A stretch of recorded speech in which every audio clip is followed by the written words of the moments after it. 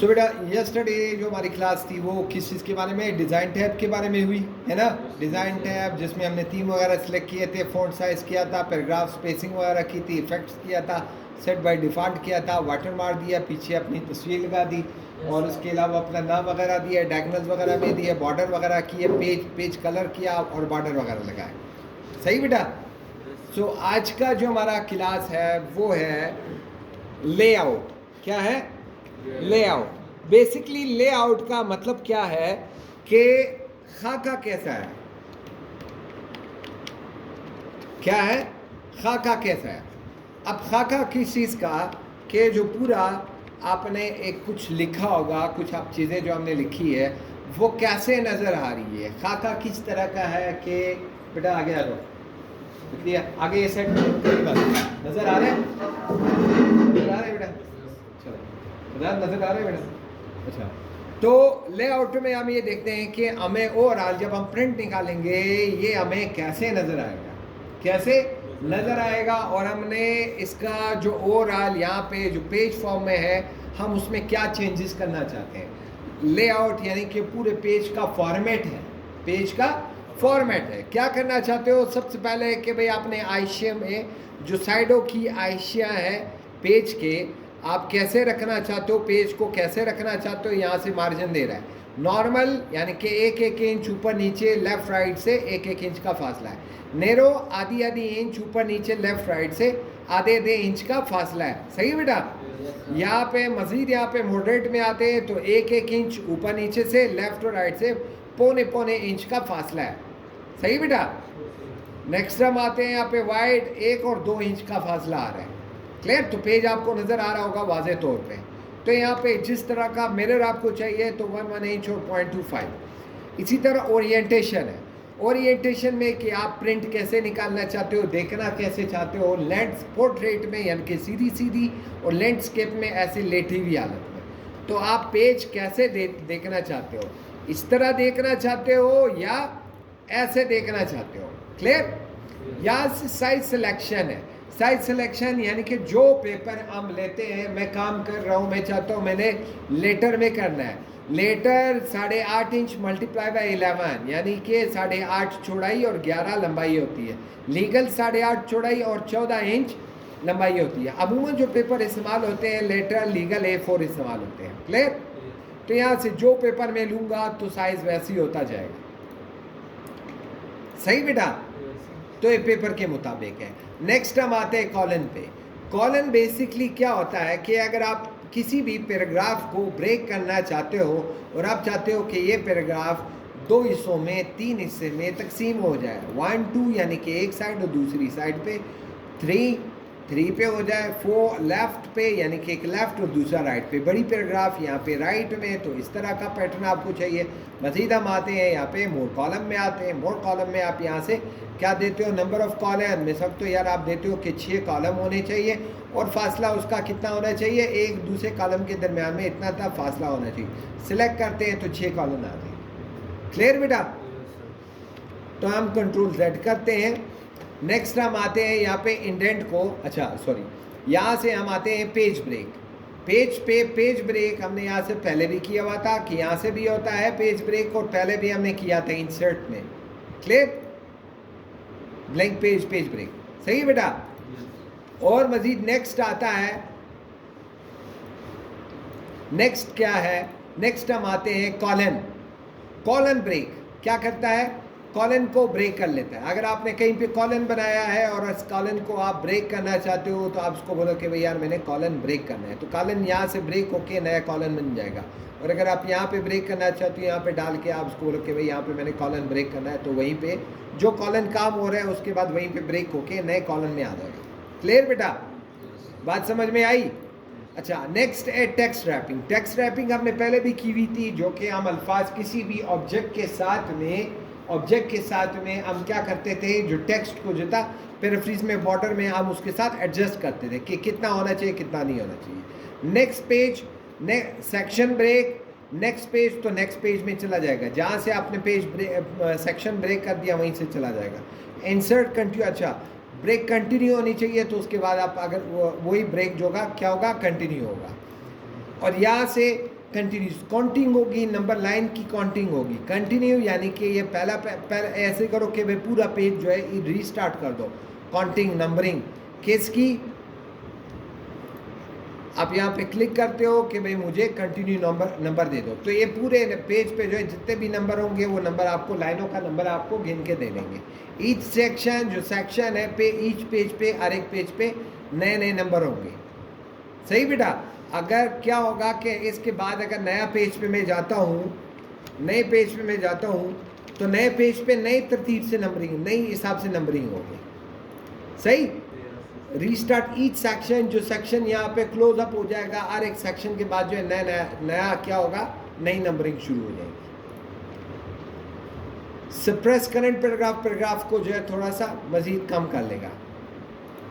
अच्छा, ये आइफन है। आइफन बेसिकली किसको कहते हैं, अगर आपने देखा होगा यहाँ पे, अगर सपोज हमने वर्डिंग्स दिए हैं, वर्डिंग हमने दिया है, कई ऐसे पैराग्राफ आते हैं, कई ऐसे वर्ड आते हैं जो कि यहाँ पे पूरे नहीं होते, तो इस वजह से अगले पेज पे आ जाते हैं, अगले लाइन में आ जाते हैं। सही बेटा। तो उसको कवर करने के लिए यहाँ पे हम आइफन लगाते हैं, ऑटोमेटिक आइफन। तो खुद ब खुद यहाँ देखो ये डैश आ रहा है इसका, इसको कहते हैं आइफन। इसे क्या कहते हैं, आइफन। रेमेडीज, रिमेंबर्स, ये देख रहे हो बेटा, जहाँ रिमेंबर लिखा हुआ है तो इसके साथ क्या है, आइफन आएगा। क्या आएगा, आइफन। ये आइफन ये शो करता है कि ये अल्फाज जो है, ये एक ही लफ्ज़ है जो कि ब्रेकअप हुआ है अगला दूसरे लाइन में। मैनुअल खुद से लगाने के लिए, और नन तो लगाएगा नहीं, पूरा पेज, पूरा जो लफ्ज़ होगा वो अगले लाइन में शिफ्ट कर लेगा। इंडेंट को आगे पीछे करने के लिए क्या होगा, इंडेंट आगे हो जाएगा और ये इंडेंट क्या कर लेगा, पीछे से आगे हो जाएगा। अच्छा, स्पेसिंग बिफोर और स्पेसिंग आफ्टर, पैराग्राफ के आगे और बाद की स्पेसिंग है। क्लियर। पोजीशन जो हमने पहले भी की थी कि हमने कोई भी इमेज हमने इंसर्ट किया और इस इमेज को हमने क्या किया था, इसकी पोजीशन हमने एडजस्ट की थी। अगर लॉक करना है तो ये लॉक हो जाएगा, सॉरी हम पोजीशन देते हैं, तो जो पोजीशन आप उसको एडजस्ट करते हो लेफ्ट में, राइट में, थोड़ा सा हम छोटा कर लेते हैं, हमें वाज़ेह नज़र आ जाएगा कि इसकी पोजीशन कौन सी है। लेफ्ट में, centre, middle, left, right, bottom, जहाँ लेके जाते हो तो ये उसकी पोजीशन है। रैपिंग टेक्स्ट जो हमने पहले भी किया था कि हम यहाँ पे अल्फाज इसके साथ कैसे लिखे होने चाहिए, ऊपर नीचे होने चाहिए, दाएं बाएं होने चाहिए, कितने होने चाहिए, ये रैपिंग टेक्स्ट हमने डिटेल में किया था। याद है बेटा? हाँ, तो हमने पहले किया था ये चीज़। ये bring forward, backward, selection pen, left right, और ये अलाइनमेंट्स वगैरह, रोटेट करना, ग्रुप करना, ये सारी चीज़ें हो गई है ना बेटा, ये हो चुकी है। अच्छा, नेक्स्ट है लेआउट। क्या है? लेआउट। लेआउट का ये, अच्छा सॉरी, रेफरेंस बेसिकली कहते हैं हवाला जात को, रेफरेंसेस कहते हैं हवाले जात को। हवाले जात क्या होते हैं? आज का एक शॉर्ट क्लास हम ये लेते हैं कि हम ये सपोज हमने एक 100 पेजेस का हमने बुक बनाया। क्या बनाया? सपोज हमने 100 पेजेस का हमने क्या बनाया? बुक बनाया भाई। अब जो बुक बनाया, अब ऐसा है कि इस बुक में मैं चाहता ये हूँ कि मैं टेबल ऑफ कंटेंट बना दूँ उनका। क्या बनाऊँ? एक टेबल ऑफ कंटेंट बनाओ। मिसाल के तौर पर पेज नंबर 1 पे मैंने लिखा है, क्या लिखा है? सपोज पेज नंबर 1 पे यहाँ पे मैंने टॉपिक लिखा है कि भाई यार ये क्या है, अल्लामा इकबाल के बारे में। क्या है? अल्लामा इकबाल के बारे में मैंने टॉपिक लिख दिया। करते करते करते करते अगले पेज पे मैं आया, यहाँ पे मैंने कहा अल्लामा इकबाल तो है, ऐसा करो। अच्छा, अगला टॉपिक मैंने, चलो एक पे मैंने अल्लामा इकबाल लिखा, दूसरे पे मैं आया, मैंने कहा यार कायदे आज़म है।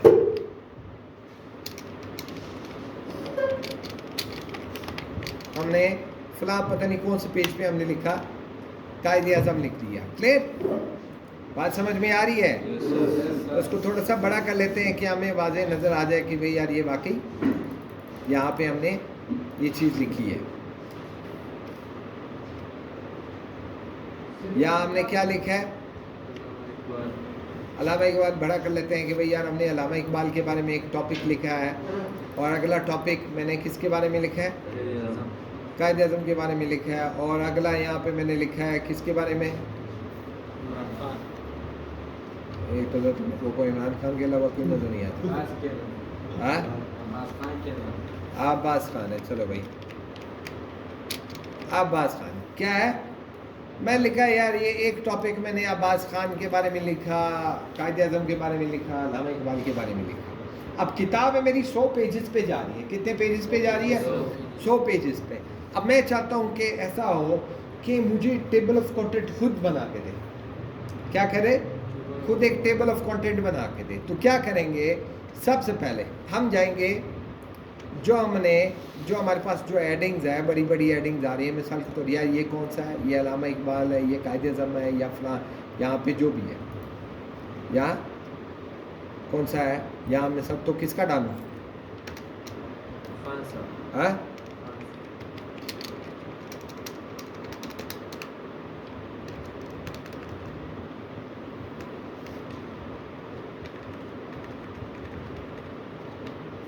ये मैंने डाल दिया भाई इमरान खान के बारे में। क्लियर?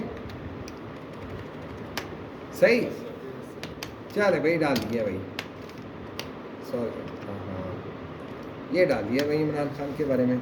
अब मुझे इससे ये पता लग रहा है कि भाई यार मैंने कितने टॉपिक्स हमने स्टडी, कितने टॉपिक्स हमारे हैं मेजर टॉपिक्स? 4 टॉपिक्स हैं।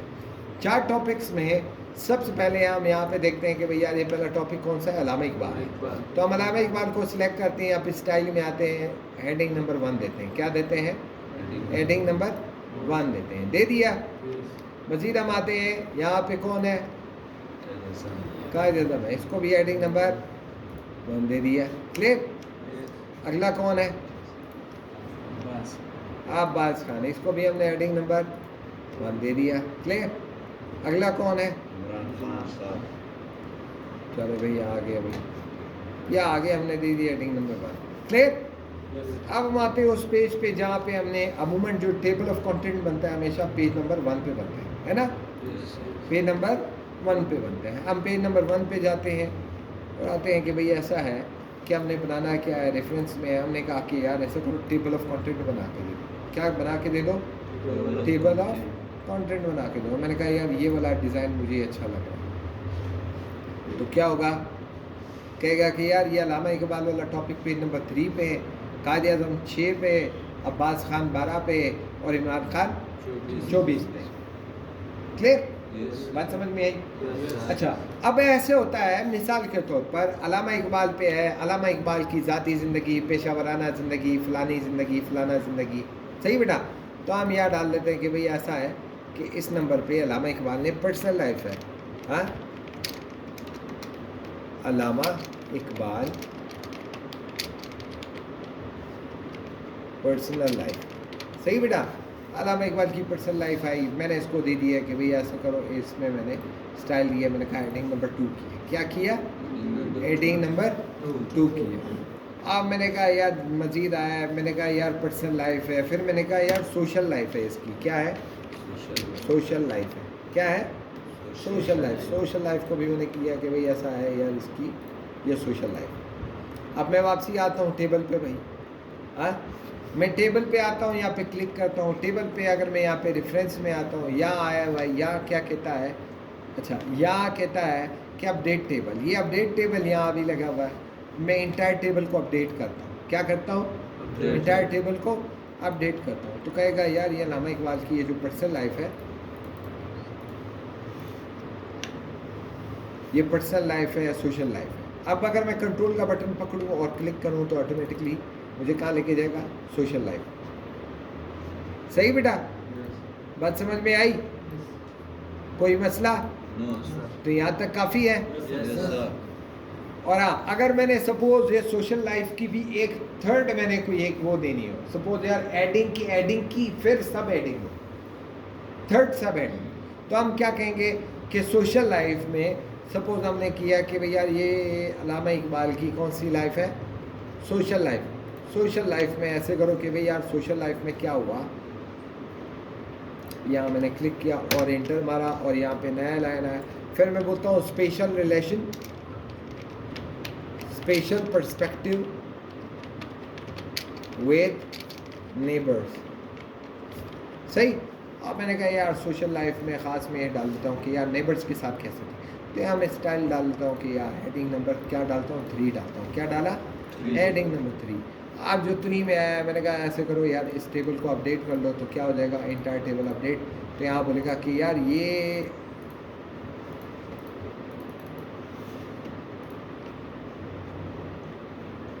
कहेगा कि यार ये फलाने बंदे की ये सोशल लाइफ। सही बेटा? ये social life perspective with the neighbours, तो वो अलग हेडिंग्स आ जाएंगे। क्लियर? Yes, sir. तो बात समझ में आई? Yes, तो sir. टेबल ऑफ कंटेंट बनाना तो बहुत आसान है फिर, Yes. है ना? Yes. तो आज यहाँ पे वाइंड अप करते हैं अपनी रिवीजन एक्सरसाइज।